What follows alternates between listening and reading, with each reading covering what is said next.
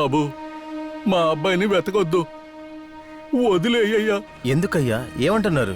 దొరికినా వాడిని ప్రాణాలతో వదిలేలా లేరు, చంపేస్తారయ్యా. ఎవరయ్యా చెప్పారు? తనతో చదివిన పోలీస్ ఆఫీసర్ కూతుని హత్య చేసి అప్స్కొండ్ అయ్యాడు నీ కొడుకు.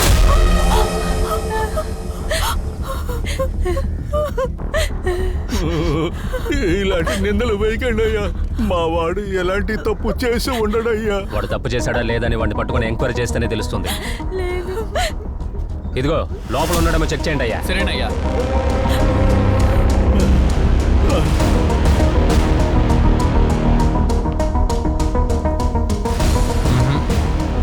సార్ లేదు సార్. ఎవరు లేరు సార్. ఇలా చూడండి, మీ అబ్బాయి ఫోన్ చేసినా ఇంటికి వచ్చినా నా దగ్గరకు వచ్చి సరెండర్ చేసేయండి, లేదా వాడిని ప్రాణాలతో చూడలేరు. వాళ్ళ మాటలకి హృదయం మొక్కలైందయ్యా. నా కొడుకుని కళ్ళారా చూడకపోయినా పర్వాలేదు, వాడు ఎక్కడైనా ప్రాణాలతో ఉంటే అంతే చాలు. వాడిని వెతకండి అయ్యా. అయ్యా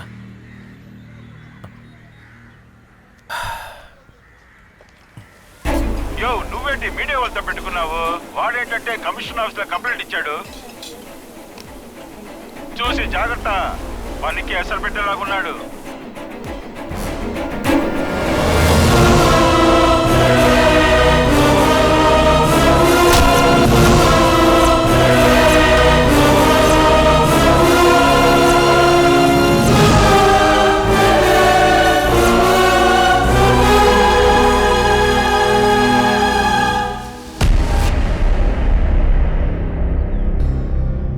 తిరిగి రాకూడదని చెప్పాను కదా, ఎందుకు వచ్చావు?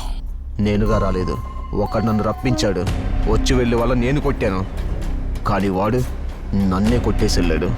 వాడిని నా కళ్ళ ముందే చంపాలి, వాడి రక్తం నా మొహం మీద పడాలి. అందుకెక్కడికెందుకు వచ్చావు? అది నువ్వే చెయ్యాలి. లేదంటే ఐజీని కలుస్తాను.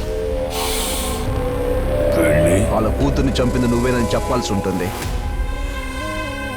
మనిషిని చంపడం అంత ఈజీ కాదు. ఐజీ కూతుర్ని చంపి ఈజీగా తిరుగుతున్నారు, మీకు వీడు ఒక లెక్క. ఖచ్చితంగా చేసి తీరాలా? అవును. శివ, చేసే.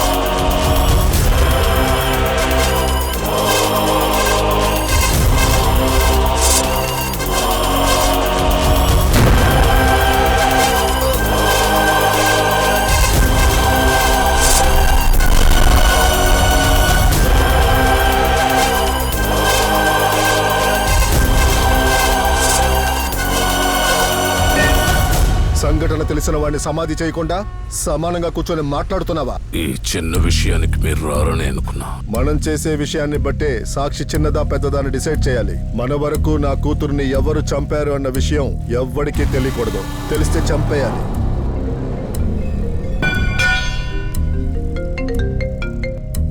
హలో సార్, మీ అమ్మాయి చావు యాక్సిడెంటల్ కాదు,